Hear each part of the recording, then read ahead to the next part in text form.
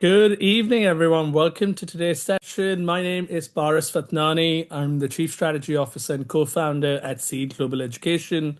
We're excited to welcome you all amongst four esteemed schools and colleagues that we worked with for a long time.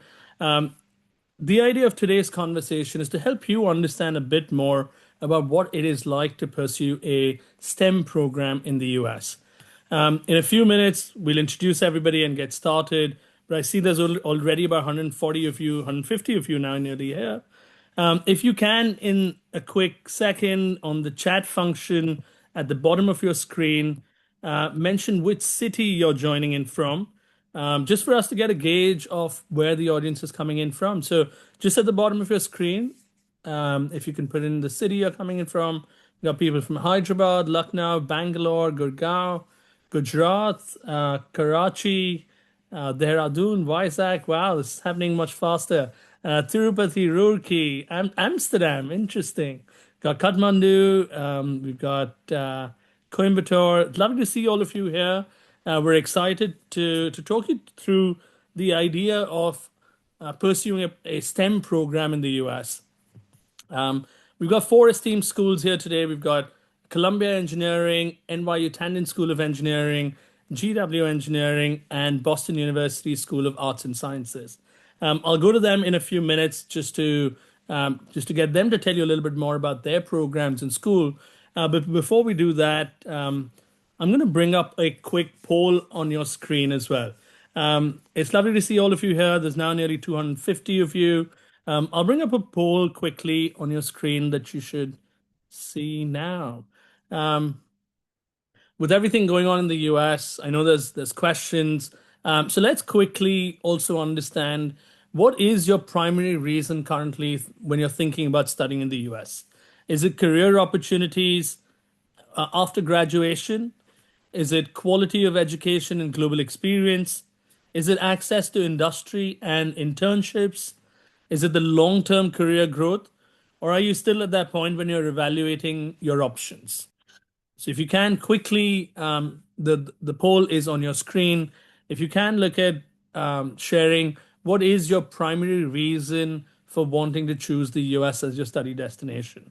Is it career opportunities post-graduation, the quality of education and global exposure, the industry access and internships?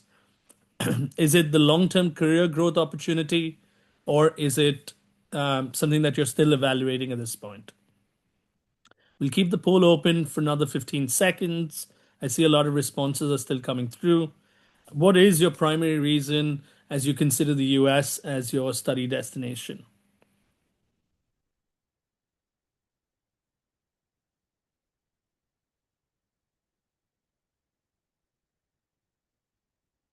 Okay, I'm going to put the poll off in less than 5 seconds. So if you're still looking at responding to the poll very quickly, what is the primary reason for you to choose the US as your study destination? All right, we're going to end the poll now. Wonderful. All right. And here I'll share the results. So what came at number one was the quality of education and global exposure, something we'll talk a lot more about today as well. The career opportunities that you have after graduation was a close second, and then followed by long-term career growth being the third reason for students to think about studying in the US. All right. Thank you everybody for participating in the poll. We're now nearly 300 of us here. I'm going to quickly now move on to our four schools. We'll do this in alphabetical order. Megan, we'll start first with you. And then Kat will come to you, Brianna next, and then... Oh, actually, sorry, my apologies. We'll start with you, Mark, then come to Megan, Brianna, and then No, Kat. I like My that other apologies. way. Ladies first. Megan, please. Megan, you go first then. So what will happen here for all of you joining us, each of the four schools will briefly, in about 3 minutes, tell you why you should consider studying at their school.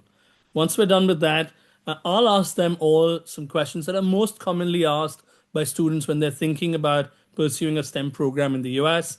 And at the same time, the Q&A section at the bottom of your screen will be open. So if you have questions for any of them, Please keep posting your questions there.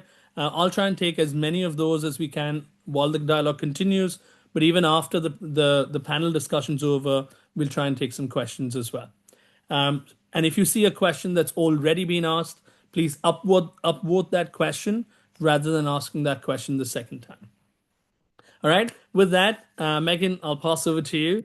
Tell us a little bit more about Columbia Engineering. Sure. Just one moment. Are you able to see my screen? Yes. Perfect. Okay. Hello, everyone. My name is Megan Jameson. I'm the Associate Director of Graduate Admissions at Columbia Engineering. And like our friends from NYU, we are located in New York City. We're just a little further uptown. So we are the School of Engineering, but I'm going to start with a little bit of history today. Columbia University was founded in 1754 as King's College. So we are the oldest institution of higher learning in the state of New York and the fifth oldest in the United States. In 1864, the School of Mines was founded and would later become the School of Engineering, the Fu Foundation School of Engineering and Applied Science, as we're now known today. And we're very proud of all of the innovations that have come out of the School of Engineering over the years. This includes the few on your screen, like the FM radio, creation of short exposure X-rays, and mass production of antibiotics. Columbia Engineering is also home to 10 departments, offering both MS and PhD programs. And we are, of course, very proud of our faculty and current students who make up these 10 departments. So Columbia faculty, alumni, and students are a really creative, diverse, and innovative population. New York City is a really diverse city, and our faculty and student body really reflect that. So they come here from all over the world. If you're interested in becoming part of this community, our application for 2026 is currently open, and you can see our deadlines here. We're approaching the MS priority deadlines, as you can see, so something to just keep in the back of your mind. I'm going to talk a little bit about our professional development and graduate career placement teams very quickly, Paris, I promise. So PDL, or professional development, starts in the summer before you even arrive. And it really helps that team get to know what kind of job you're looking for, what kind of internship you're looking for, and then they'll work with you to pick up some foundational skills like working on your resume, cover letters, LinkedIn profiles.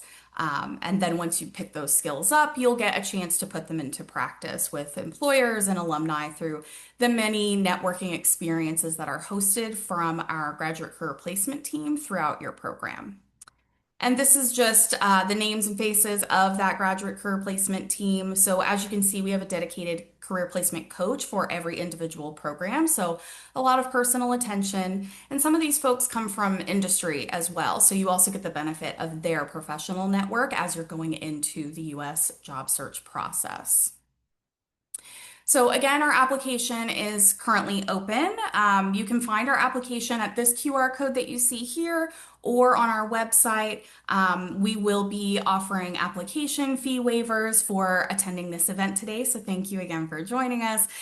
You don't have to do anything for that waiver to happen. We will attach it automatically through your email address. So you just want to make sure you use whatever email address you use to register for this event to create your application with us. But if you have any questions, you can always reach out to us at csgradmit@columbia.edu, and we would love to chat with you. Thank you so much. Thank you so much, Megan. Next up, Mark, I'll come to you and then we'll move further. Sounds good. Let me just share my screen.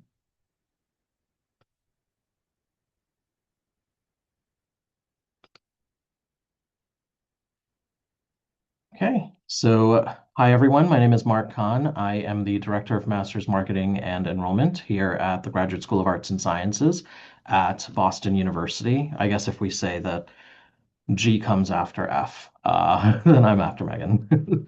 So Boston University is one of the premier institutions in the Boston area, a place that's known for being highly academic, highly technical. There are a lot of industries that are thriving here, and we are amongst them. We have about 38,000 students. Half of those are graduate students. But some of the resources that are available to our students include access to numerous support opportunities, Career Center that's fully engaged with our students, assistance that help you through the entire path of your academic journey here. There are also amazing opportunities to pursue different career fields and different concentrations in our programs. I don't work for our engineering program, but I'm here with amazing engineering schools. But we did launch a collaborative program with our engineering school in quantum science and engineering, and that's housed at the Graduate School of Arts and Sciences. There are also amazing opportunities when it comes to computer science and artificial intelligence. We have a freestanding artificial intelligence master's program. So there's a lot to do, there's a lot to experience, and when it comes to the attention that you'll receive as a student, it's very much paramount. We want your experience to be valuable, but also for you to take away a lot more as well. So when it comes to funding your education, I know that there's going to be questions about full funding opportunities. We do not have full funding opportunities. Our scholarships range up to about 50% of tuition, and it is a tuition discount. However, we do have 25 seed scholarships that are each about $10,000. Those will be bumped up if you are qualified for a higher scholarship. We will give you the higher of the options that are available to you. Our priority deadline is January 15th, so in a week, but our final deadline is typically in March, March 15th. So check our website because we do have about 40 different programs to choose from. In terms of the facilities that'll be available to you, BU is driven by high-tech innovation.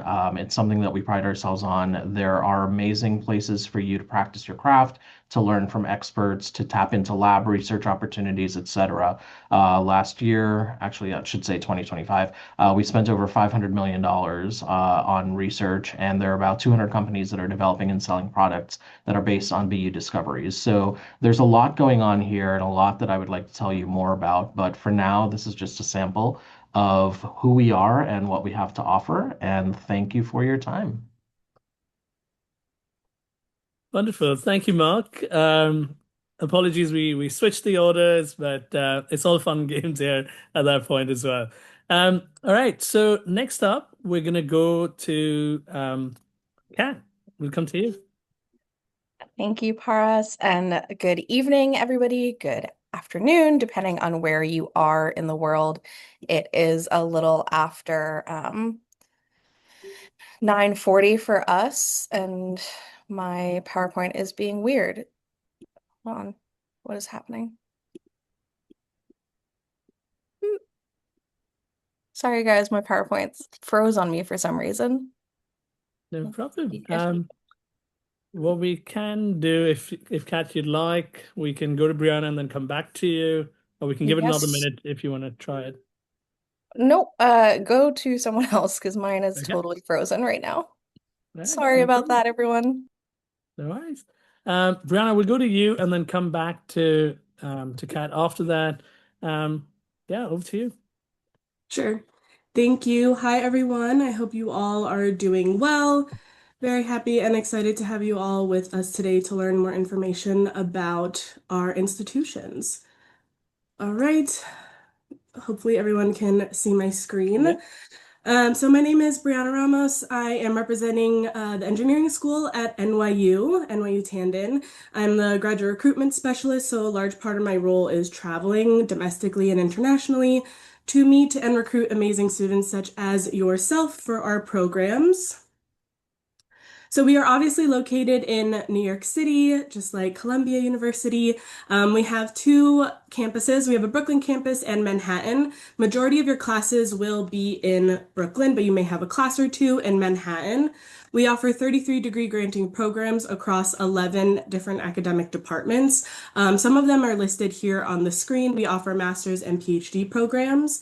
We also offer something that's called cross-disciplinary learning. I did see a question or two in the Q&A about combining courses. So something that we offer is it's the cross-disciplinary learning, which basically allows you to be a student within one of our programs, and then you can take an elective or an additional course at either a different NYU school or a different Tandon department. So for example, a lot of students in our management of technology program Because it's kind of like a half business, half engineering program, a lot of students have taken courses at NYU Stern, which is our business school. This obviously has to be approved by your advisor, but this is something that we offer. I know a lot of other institutions also offer that. So if that's something that's important to you, maybe that's something that you're looking for and that is required for you when you're looking for which institution to attend for grad school. We also have amazing stats. I will say statistics and numbers are important when you're trying to decide where to go to grad school, but don't get so fixated on it. It's definitely important, but it's not the most important thing. We also offer amazing career services, as I'm sure we all do here on this call. We offer basic prep, so interview preparations, resume review. We offer students to get professional photos taken for either their LinkedIn or their portfolio. We also have a career hub, which specifically helps our engineering students. So like I said, kind of my theme here is deciding where you want to go to school is up to you in terms of what is going to be beneficial for you or what you need as a student in order to be successful with whatever it is you want to do in the future. To quickly kind of go over our requirements, obviously transcripts, statement of purpose, 2 letters of recommendation. Also, an English language test is required. We accept IELTS, TOEFL, or Duolingo. Happy to share the minimum scores later during the Q&A.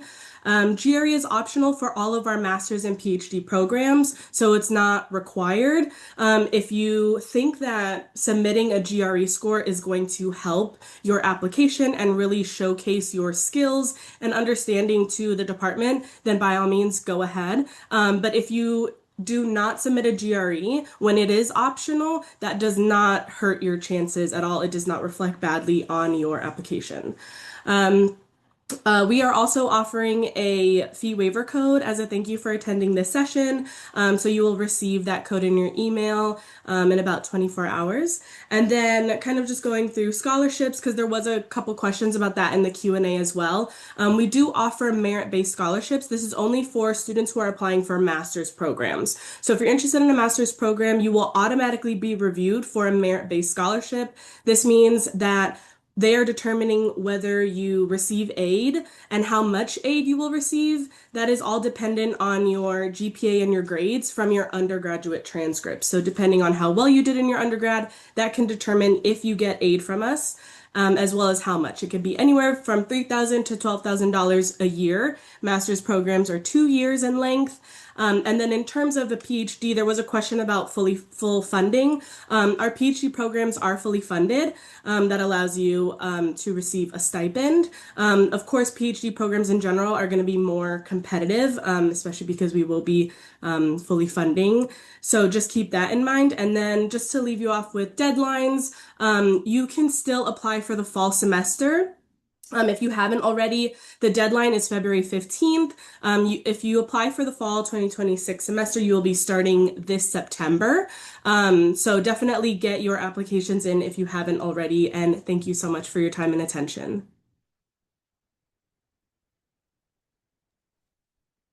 Thank you, Brianna, for that.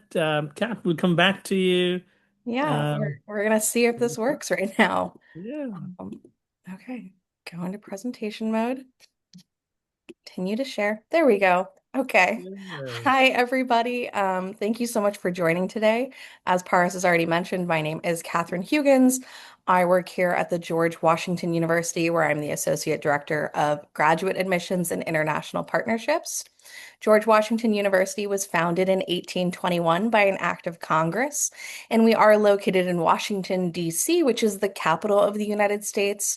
So we're right in the heart of the city. We're about 5 blocks away from the White House, 2 blocks away from the World Bank and the IMF and the State Department and other large international organizations.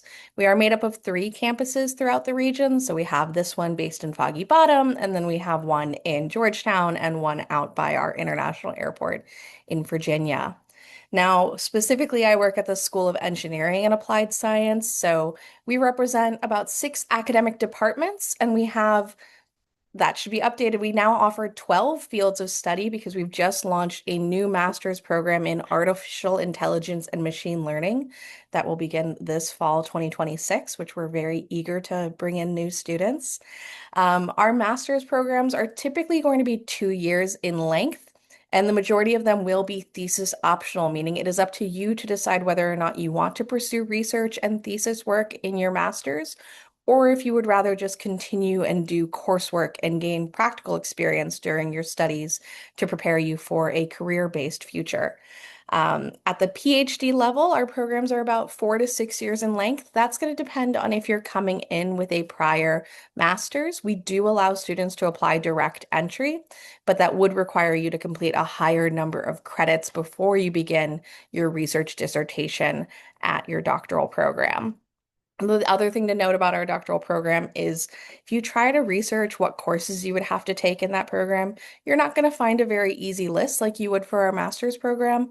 For PhD, you really work individually one-on-one with your faculty advisor to determine what courses fit your interests and fill any knowledge gaps you might have to prepare you for that research work that you're interested in doing. You can see right here is a photo of our main building that I'm actually speaking to you right now. I can see the office that I'm speaking to you in this photo. But this is our main home for our engineering students. This is where we have the majority of our classes, our dean's office, our faculty offices, as well as a lot of our research spaces. So we do have a class 100 nanofabrication clean room. We have a high bay with a strong wall and a strong floor. We have some high resolution imaging suites. And we also have opportunities to do interdisciplinary research with the other hard sciences on campus. So our School of Medicine has a cancer institute on the top floor.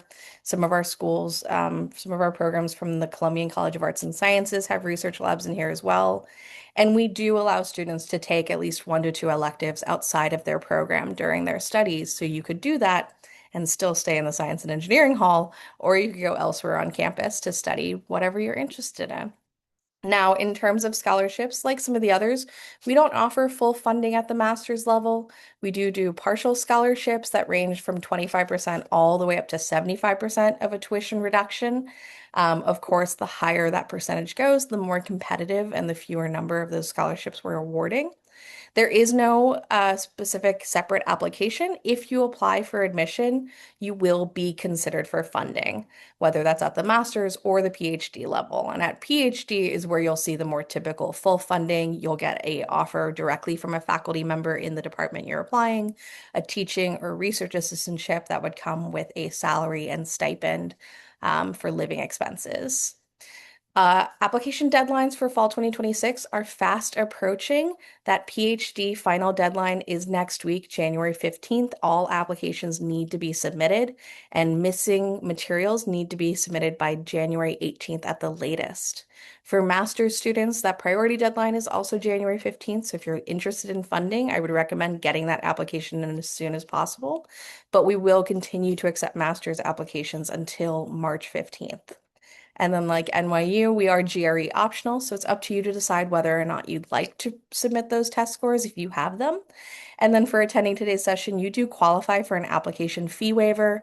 Very easy, take a screenshot, make a note. It's just SEED MC 2026. So if you add that to your application, you will waive that cost.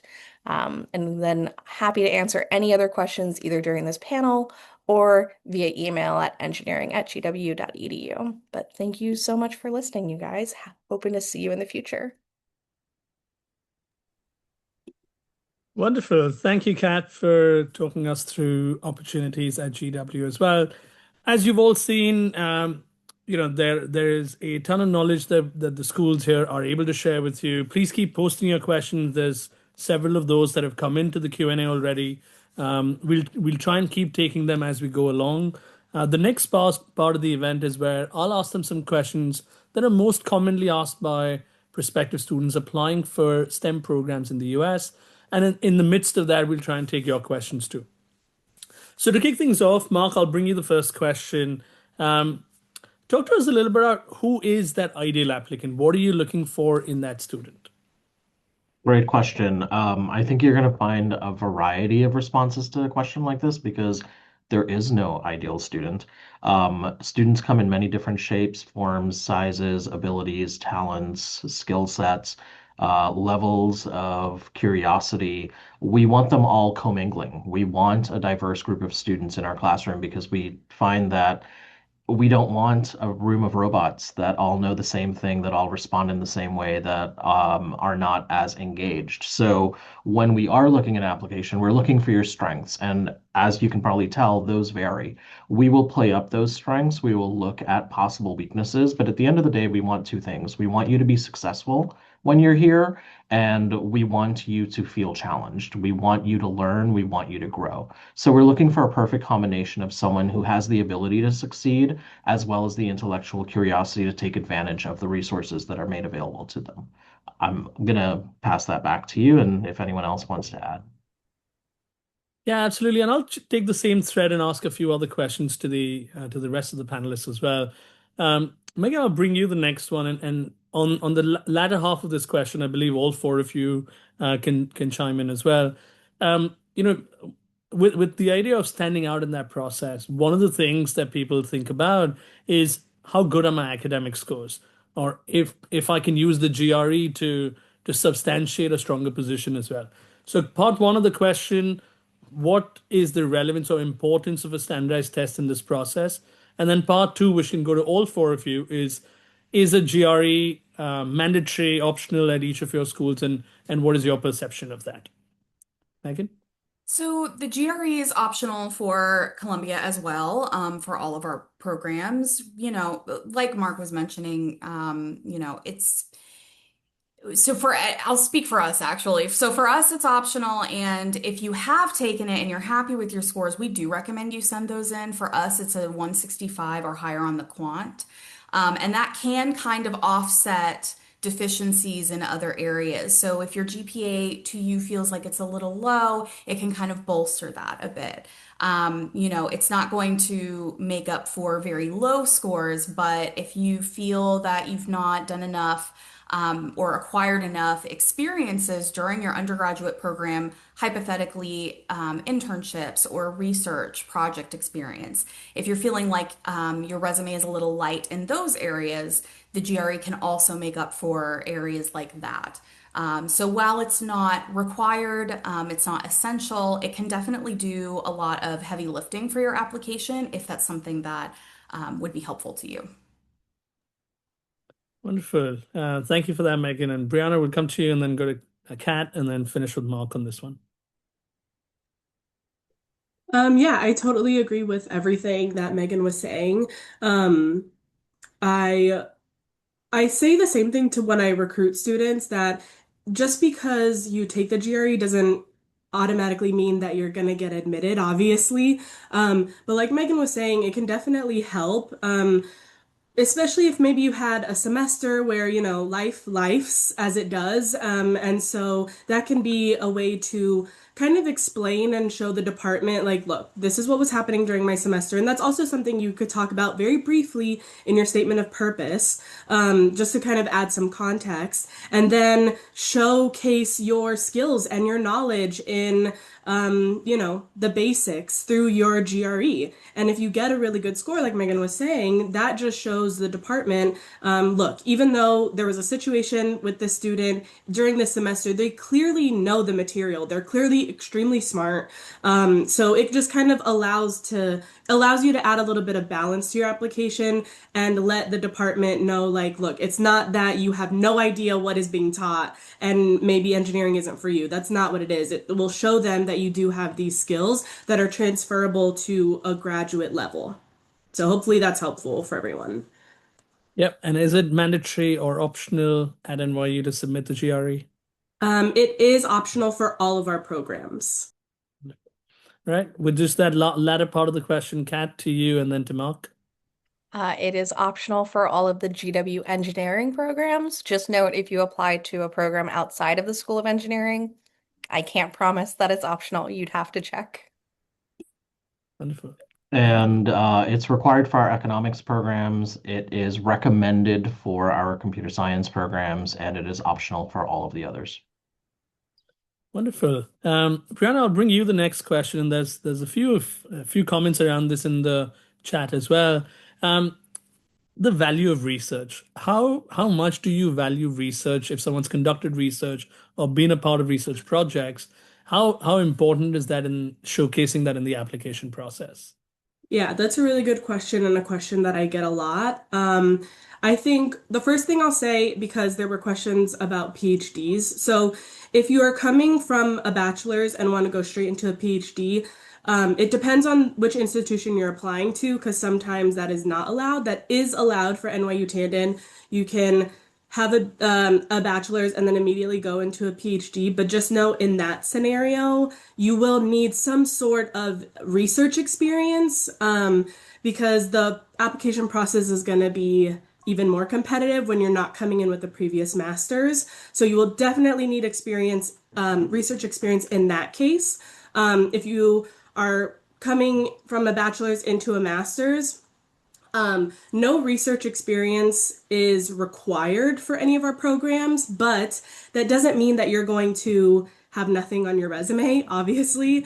But that also doesn't mean that you're putting everything you've ever done in your academic career on your resume either. So you want to find a middle ground, a balance of what are the skills that you are gaining now or that you're going to need when you go into grad school, when you go to a master's or a PhD level. Just try and think of what you're doing now in your undergrad and how you can make the most use of your 4 years.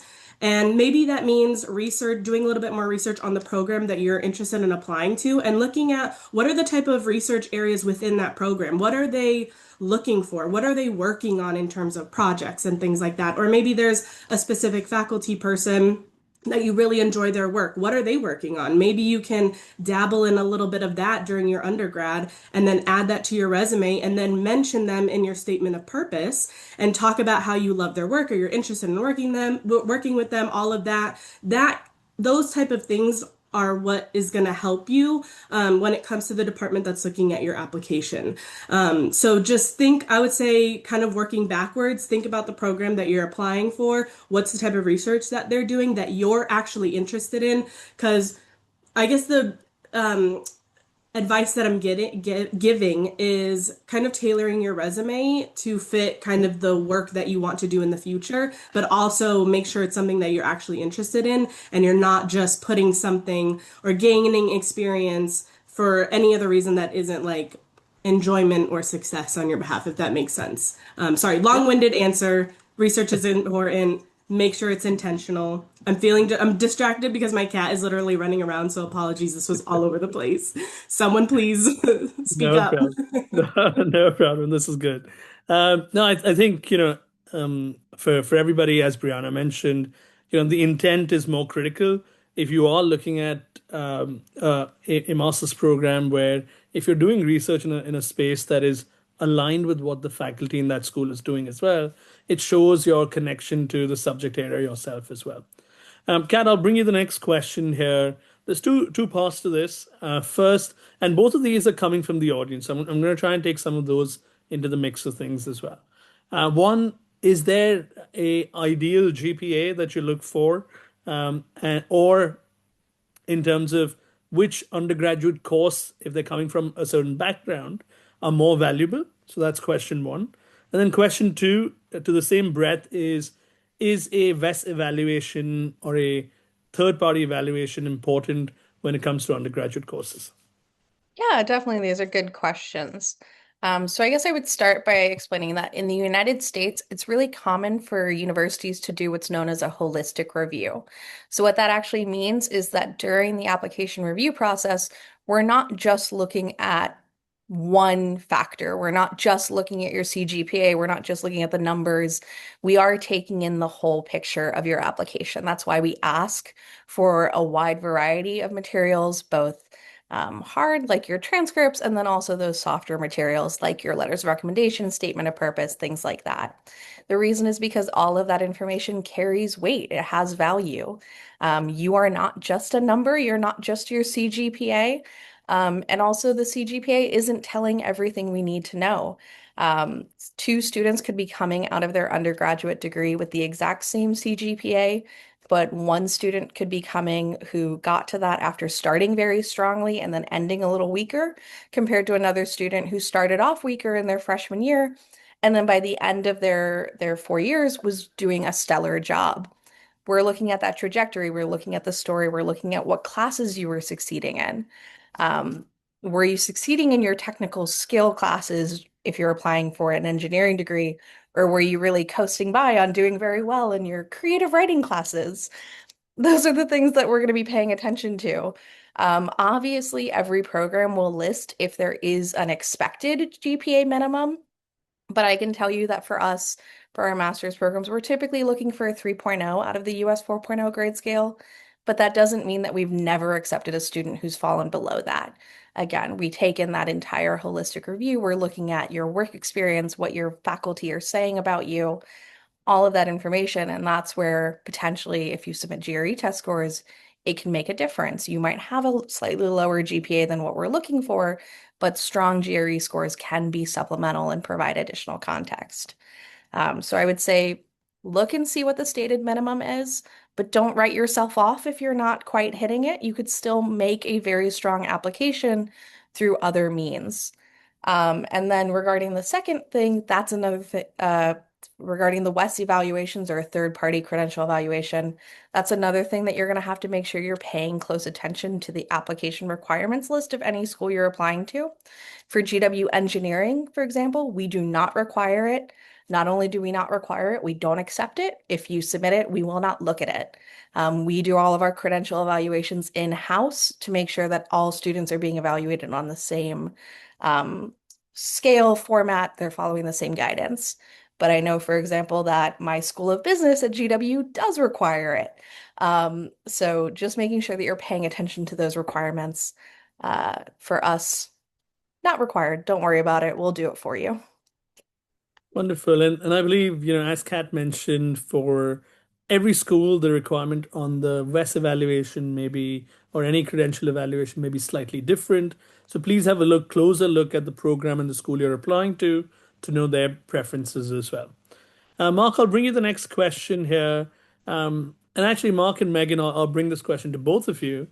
First, Mark, to you, what are some of the common mistakes that you see in the statement of purpose that folks are writing? Great question. I think this it could be a laundry list. Some of the simple ones. Don't tell me why you want to go to Boston College, which is a wonderful institution. I'm doing my doctorate there right now, but you're applying to BU. So make sure that the name that you're using in the essay is accurate. Sometimes students feel like they need to tell us what they think we want to hear instead of sharing their own authentic self. So I want to hear your voice. I want to know who you are. And this leads into a high dependence on ChatGPT, which is one of the other mistakes that I think students can make. It's a wonderful tool if you need help figuring out how to organize an essay, for instance. Your leading question when using generative AI will dictate how the response looks. And at the end of the day, it still is a game of chance. Like, it's not guaranteed that it'll sound authentic. It'll not guarantee that you will sound smarter than you are, because ironically, whenever we pick those things up, we demote heavily because you can't chat GPT your way through a master's degree. So why are we going to take the chance on someone who's trying to do so in the admissions process? At the same time, it is an amazing tool. So when used correctly, you're not going to use a hammer for everything you need to do, but if you need to hit a nail on a head, then perhaps that's the best tool. Same with ChatGPT. So I'll get off my soapbox when it comes to that, but that's one of the mistakes that I see as well as students with a high dependence on utilizing generative AI to express their own human emotion and story. That's a really good point. I think it comes down to that authenticity. That's something that all of you that are applying to these schools or others will hear a lot about. Megan, I'll bring you the same question, but there's an addition that Manan, who's asking on the Q&A piece as well. Um, in addition to talking about some of the mistakes, can you also talk a little bit about the structure that his question is, can you advise me on the structure I should follow for my personal statement? Also, should I keep the language of my personal statement completely formal and technical, like the SOP, or should I balance rhetoric and storytelling with my essay? I think that's really going to come down to not so much personal preference, but reflection of who you are as a person and a student, because that's really what we're kind of looking for when we're reading the personal statement. It's part of that holistic process that Kat was talking about. I'm going to echo Mark a little bit with the not editing. So please do not send a personal statement to us about how much you want to attend Harvard or NYU. We get a lot of those every year. You would be surprised. But beyond that, I think being too generic and not including why you want to attend the specific program at the specific school that you're applying to can be a big misstep and a big miss overall in general. I know for Columbia, that's when I'm reviewing an application, that's the first thing I'm looking for in the personal statement, is I want to know why you believe that you're a good fit for our school so that we can understand that you've thought about fit.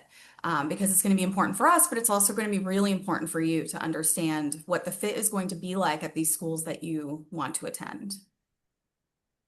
Wonderful. Thank you, Megan. And a lot of that personal statement comes down to how do you want to tell your story? So, echoing what Mark and Megan both have said, in some form, what you want to do is write that first version of what you believe makes you a good fit. And then, if you need, use ChatGPT or other tools to enhance your storytelling better. And there's no one size fit all in any of this in any case as well. It goes back to taking that effort, being yourself, and showcasing your authentic intent through the process.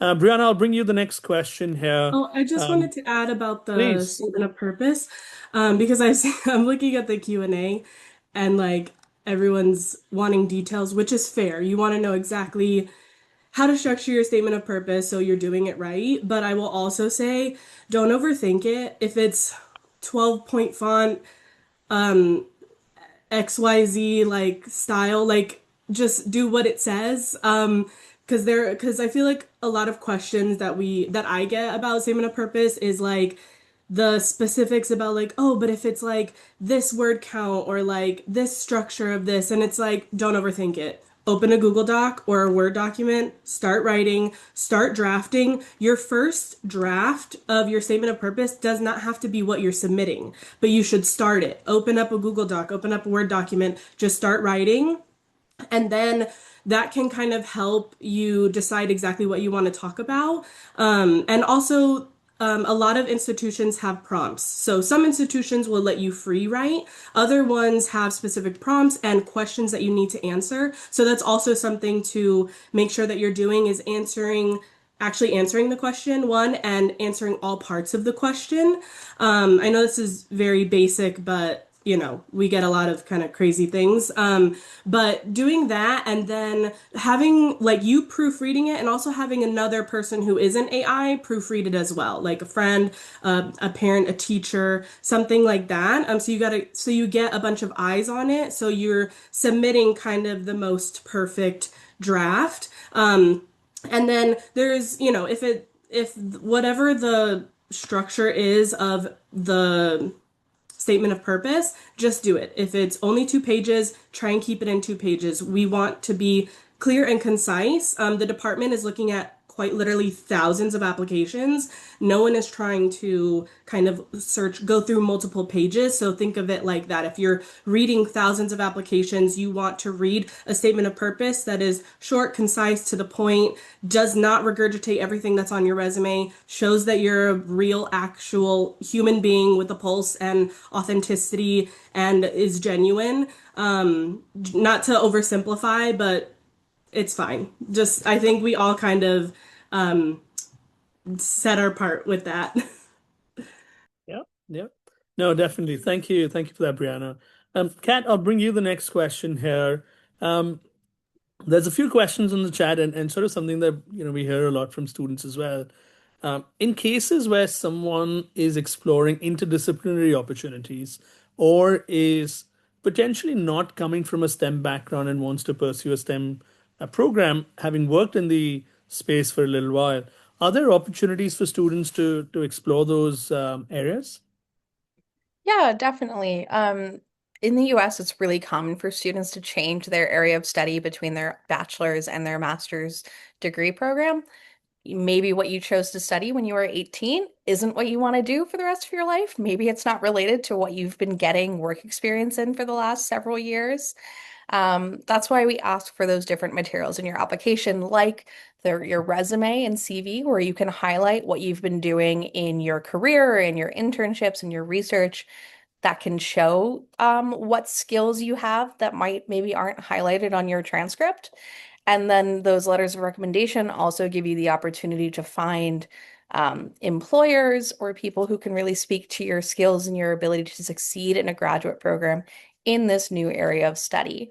That's totally okay. What I would say is that, especially for some technical programs like engineering and computer science, there are going to be some prerequisite courses and baseline backgrounds that we're going to want to see that you've done.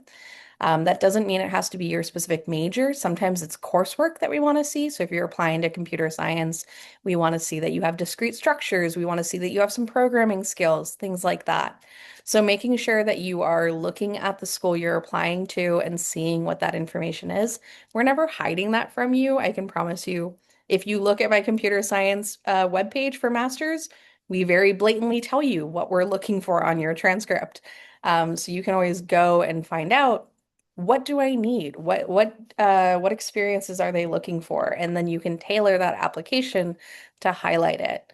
And I would say using that statement of purpose to explain why you're making that change. What you want is that our faculty and our admissions staff, when they're reading your application, they understand your path.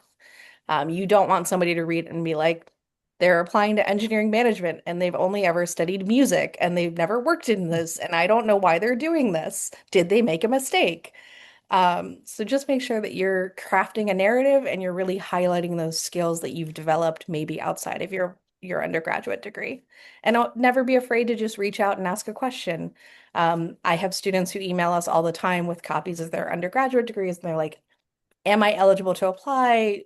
What coursework should I be focusing on if they're students in their second or third year who might have time to take some other courses outside of their program before they apply? That's definitely always an option. Brilliant. Oh, thank you, Kat. And like was said, right? Like as you're going through that process, asking questions is definitely something that we recommend. All four schools that are here and every other school as well will encourage you to have that conversation to connect with their team to get your queries clarified as well. Megan, I'll bring you the next question here. Um, and I'm conscious of time, so we'll try and do a little bit of a rapid fire on some more questions that are coming in from the audience now in particular. One was relating to letters of recommendation. Can you talk to us a little bit about who should write them and what's one situation to avoid? So you should choose recommenders who really know you. So specifically your academic or research abilities, in concrete detail. So thesis or project supervisors, research mentors, those sorts of folks work. Also course instructors, so people who you took a class with. Um, but you want the letters to really be able to quantify your contribution. So compare you to your peers, talk about your potential for graduate level work. Those are the things that are going to be the most helpful. I would avoid letters from people who only know you casually, or even if they do know you from a course, if they were a professor, can't comment on your technical skills. We get letters every year that are about 3 sentences long that say, I had this student in my class and they did great. They're so smart. They got an A. That's just not enough.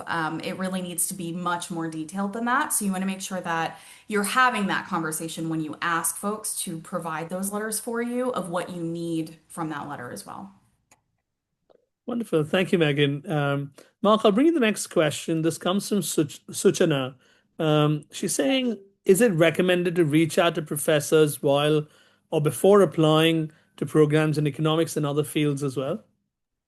So it depends on the level, and this will vary by institution. If you're a PhD student and you want to study with a particular faculty member, it's totally okay to reach out to them to see if they have room in their lab. For instance, if they have an intake for a PhD student, that's fine. Where I would warn master's students from doing that is the fact that they're inundated. Our faculty, my supervisor is a professor of chemistry and engineering. Her inbox is currently at about 15,000 emails, and that's on a good day. So a master's student reaching out, it really doesn't add anything to the application process. Our faculty also evaluate the application, so if it's trying to like sweet talk them, it won't really matter in the process. They're still going to look at the merits of a holistic review process. So for a PhD student, perhaps it makes sense, but not just as a point of introduction, but perhaps as a point of further inquiry to make sure that perhaps the program is right for you or that the field of study that you're engaging in is aligned with the institution. That makes perfect sense. That's research. But if it's just for a hi, how are you doing? I would not waste my efforts on that. It makes a lot of sense. All right. Brianna, I'll bring you the next question. And these ones are specifically coming in for NYU. Is there a minimum GPA requirement at Tandon? Question one.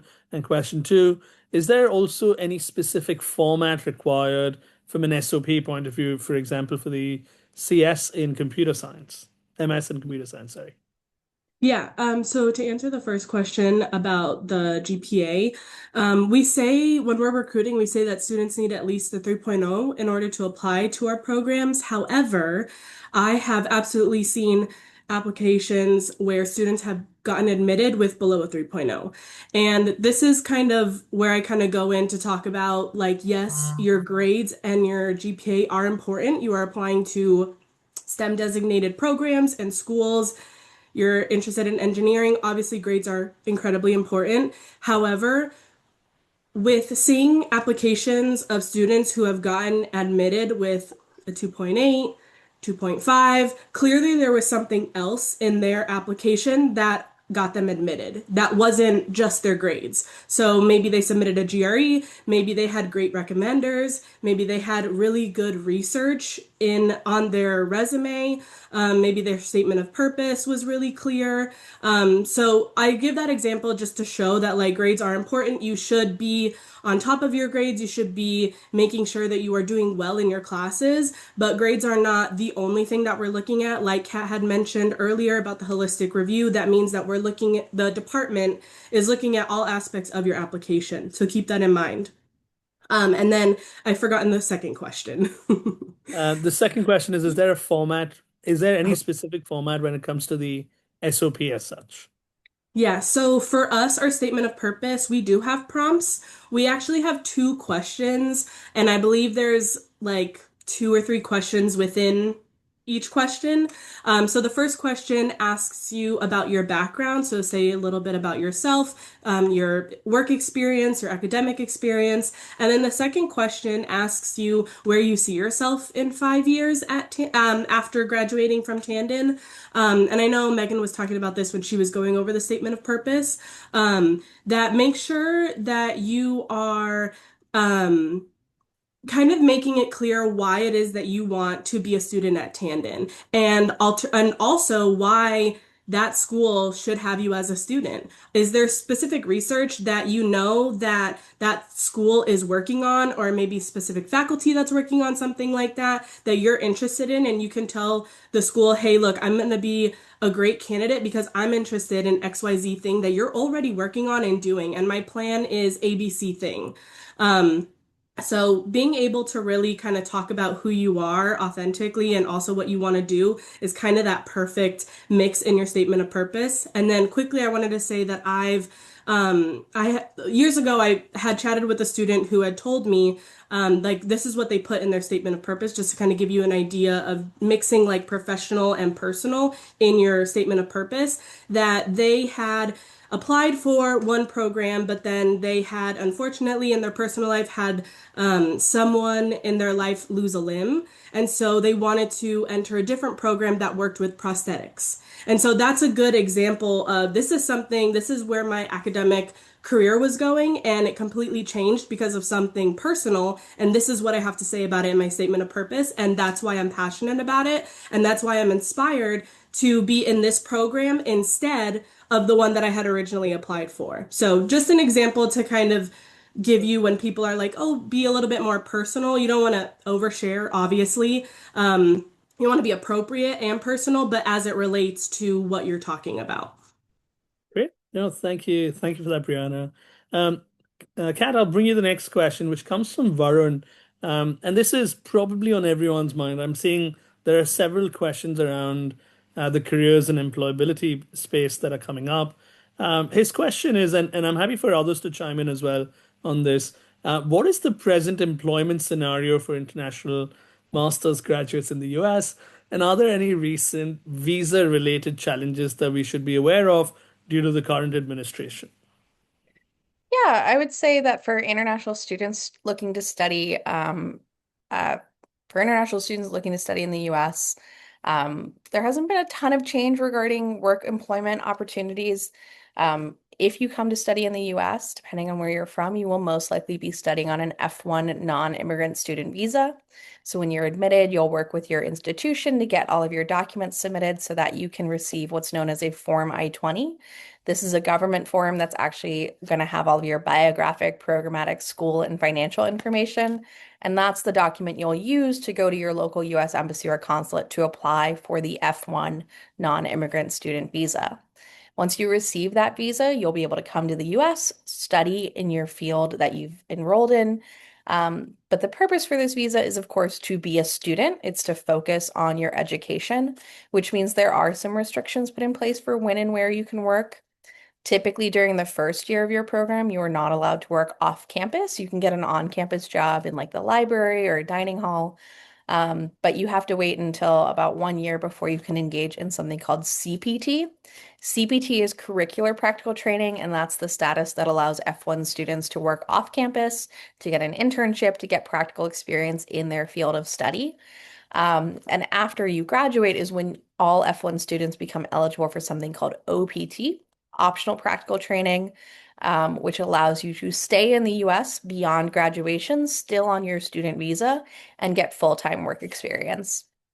That's when no matter what you study in, you qualify for at least 12 months of OPT. And then some students in select STEM programs, which I believe most of the programs we're all talking about today qualify for, can stay for an additional 2 years on top of that first year. So 3 full years of work experience beyond graduation before you have to talk to your employer about H-1B or anything in that regard. Obviously, there's a lot of different news coming out, things that are changing, different proposals for potential changes. Um, all of our universities are always going to have dedicated staff that are making sure they're following those news updates, that are aware of how it impacts our students. So if you do enroll in any university in the US, whether it's ours or somewhere else, you will have career services who are aware about what policies might impact CPT or OPT or H-1B.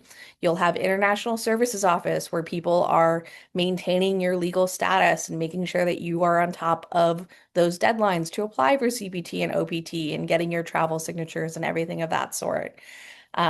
The thing to keep in mind, of course, is that at this stage, a lot of you wouldn't be eligible for CPT or OPT for several years. You wouldn't be thinking about applying for H-1B until what, 2030, 2031? It's going to be a while. Things can change. So paying attention to the news, definitely important, but making sure that you are speaking to people who are knowledgeable about how that news is going to impact you is going to be more important. News organizations, headlines, they're looking for maybe the most drastic way to explain what's happening. They want you to click on those articles. They're not going to make it as nuanced as it can be. So definitely reach out to whatever school, ask about what's happening. For us, our students are still getting internships, still getting job offers. We have dedicated career services that are available to our students from day one. I know Columbia University works with students before they even fully enroll. They've got them doing career workshops as soon as they're admitted. So we want to help you succeed and to get those work experiences. So Long answer, but it's a little bit of a complicated situation always, whether or not there's news happening in the world. No, thank you, Kat. And I would just sort of surface that with news is, at times going to be clickbait, but please do reach out and talk to people that are here to help you through that process. And, things that will impact you today will be something that is in play now, not something that's going to happen, like Kat said, not something that's going to come 6, 7 years after, where there might be even a new administration potentially as well. Megan, I'll bring you the next question while we're talking about careers here. Um, is everyone firstly okay if we go 5 or 10 minutes over? There's a few more questions coming in. Wonderful. Megan, next question for you. Is there, while we're talking about jobs and work and opportunities, what do you really expect from a student in terms of soft skills beyond the academics? Are there aspects that make them stand out further? So in terms of like the job market or in terms of Let's their look at both application and then potentially a job market as well. I think because I think it can apply to both really. Because I know employers and also we are looking for, the strong technical foundations, but also the ability to learn and the ability to adapt quickly. We're going to be focusing with you a lot on communication because that's also going to be really important, being able to communicate professionally in written communications, verbal communications, really focusing on that piece. I think is really important. And then experience, tactile in-person experience. So with projects, research, data, things like that, because it's showing problem-solving skills and the ability to translate technical work into business or societal impact. That is all very highly valuable, both to employers, but also within the university application system. Great. No, thank you for that. Um, Mark, I'll bring you the next question. It comes from Ashi. She's asking, is there any sort of assistance students get from the university after completing their master's degree, from a job search point of view? Absolutely. So, students can stay in touch with our Career Center all the way through post-graduation. So, once you graduate, we don't drop you. You're then an alum. So, you're even more important. So, we will work with our alumni as well when it comes to landing a position. But this also, it's the big lead up, right? It's the runway to the takeoff. Work with career services before you become a graduate, please. Um, do all of the prep work, go to all of the webinars, attend all of the info sessions, make sure that you are apprised of every opportunity that's available to you. It'll also be a lot easier to transition once you graduate because you're going to stay in touch with the same person. So you're still going to be actively engaging with that office. So don't just drop in on them after you have a diploma in hand saying, "What can you do for me?" But as you are a student, make sure that you're working with career services to make sure that you're taking advantage of the resources they have available at each stage of your candidacy. Wonderful. And apologies, I'm rushing through some of these questions. It's just in the interest of trying to make sure we can cover as much as possible.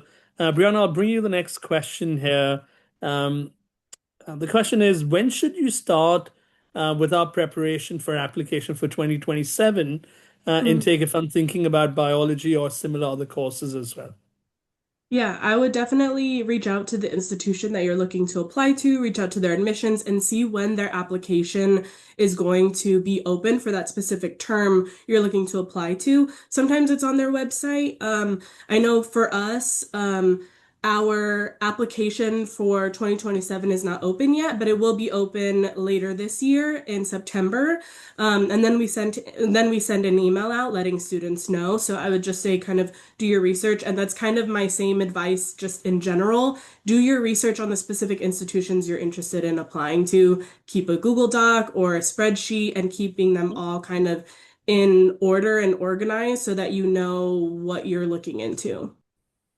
Wonderful. Thank you. And, my advice to everyone attending today as well is just sign up for lists, sign up for information from the school, tell them that you're interested and they'll be in touch as well. Kat, I'll bring you the next question here. Um, when are applicants, when can applicants accept to receive decision/admission offer? Sorry, I'm going to try and rephrase this question that's coming. Um,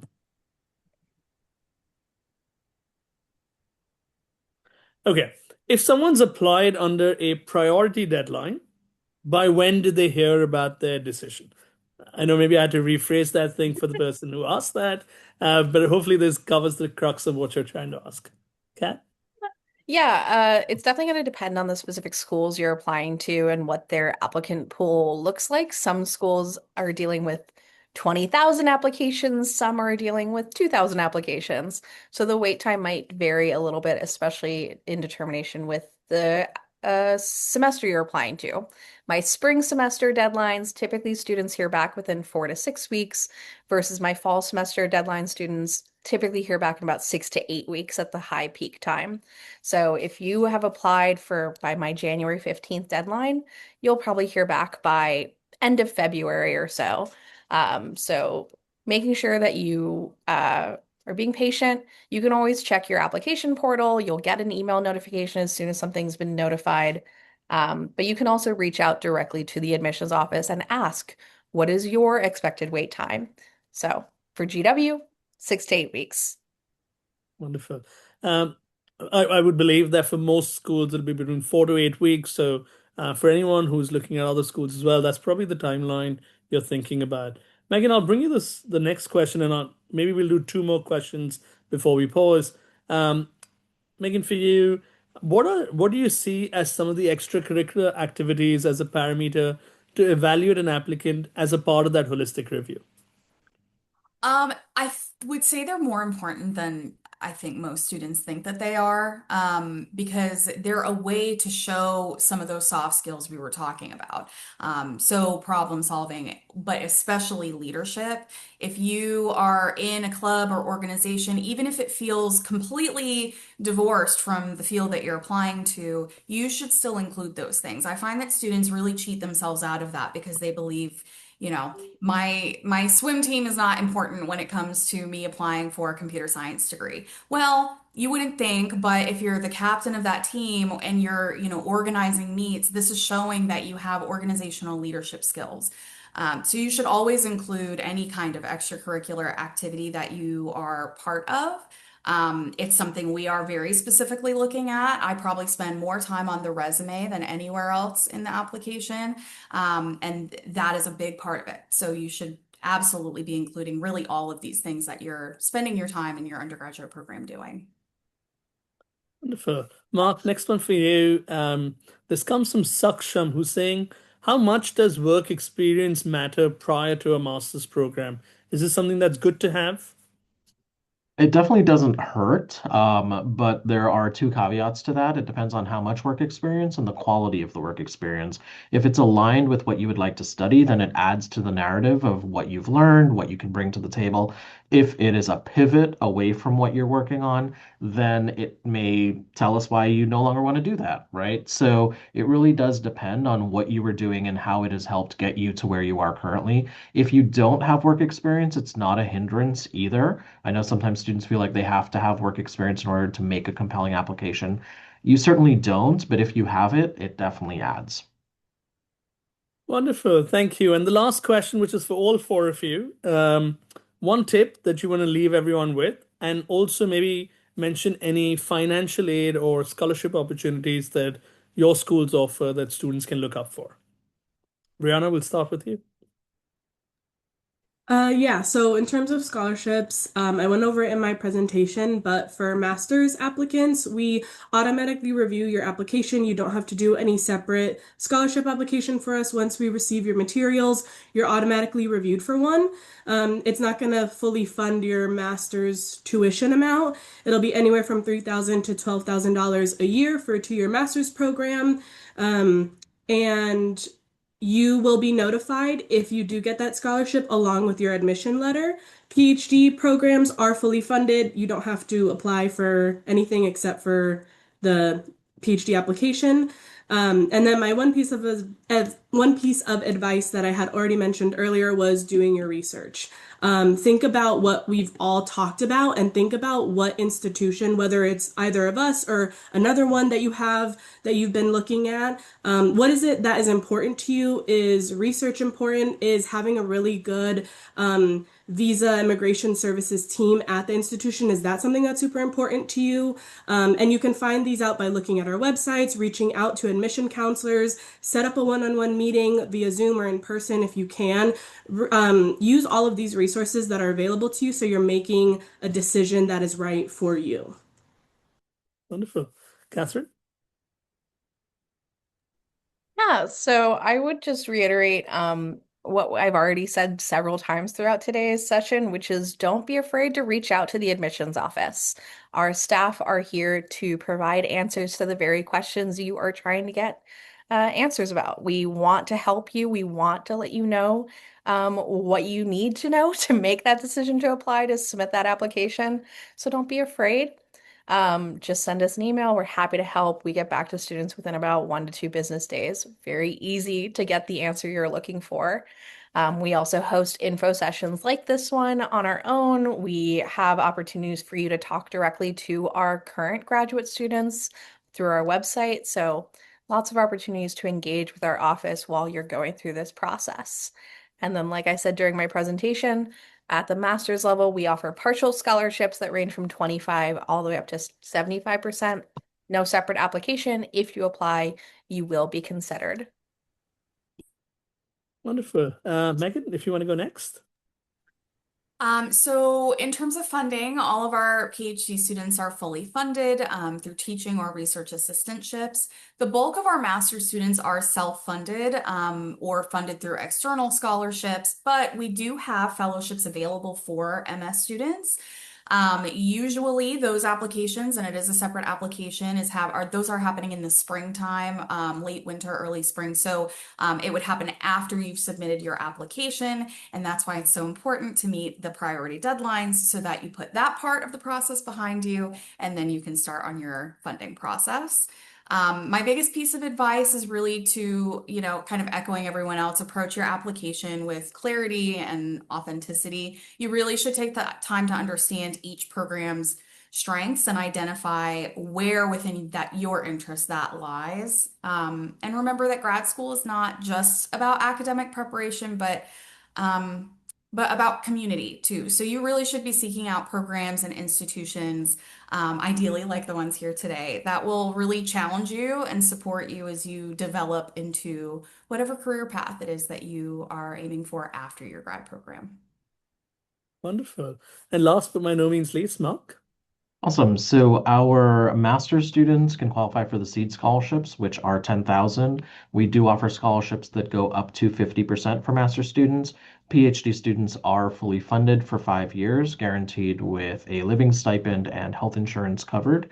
When it comes to on-campus job opportunities, something that didn't come up, international students are allowed to work on campus, so you can actually supplement your cost of living with on-campus jobs. So it's something to look into. When it comes to advice, though, this is a tricky one because everyone took the good stuff. So I'll go with two things that are a little off the cuff.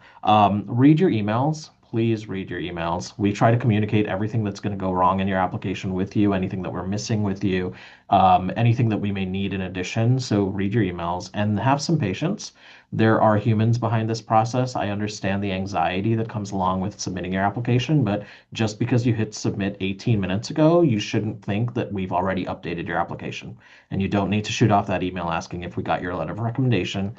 We will reach out to you if we're missing anything, but please do reach out if you have genuine concerns or if there are things that you want to keep us apprised of. But I appreciate the patience because I know that I'm guilty of it as well, right? The instant gratification does not exist in this process because we want to take the time to get to know who you are and to learn more about you. So I appreciate the patience. Thanks. Wonderful. And two things from my side. One, I have posted a link to the Seed Scholarships Fund for anyone who's looking at funding and scholarships as an area that you want to learn more about. Most of the schools that I hear are a part of the program, so feel free to look them up and learn more about it. And my advice to everybody would be look at this process as an investment in yourself. That 1 year that you're going to be, 2 years that you're going to be at a master's program, is time that's never going to come back. So invest in yourself before you go and at the time that you're there as well. I know we weren't able to take every question that's come up, but I hope today has given you a sense of clarity and direction for your STEM-based master's application. If you have more further questions, our team will be more than happy to answer further at Seed. The email address, I'll put that in the chat as well, and I'll request our panelists here to put an email address that the students can get information from on the chat box as well. We'll be in touch via email with all of you anyway. And if you have any further questions, do let us know. I'll wait for about 10 seconds for the email addresses to be on the chat and for folks to be able to pick that up. But I hope today answered majority of the things that you were looking at. But if there's anything further, do reach out to our teams and we'll be happy to help. Thank you once Paris, again for. you're going to have to share these on our behalf because we can only put them to the panelists. I just noticed that as well. Yes. Apologies. I will put that. Our team will be in touch and we'll share all the contacts with you. I think that might be the easiest way further. Thank you, everyone, for joining us today. I hope you have a great rest of the evening. All the very best. Thank you. And Bye. thank you to our panelists for Bye being here as all. well. Bye. Bye.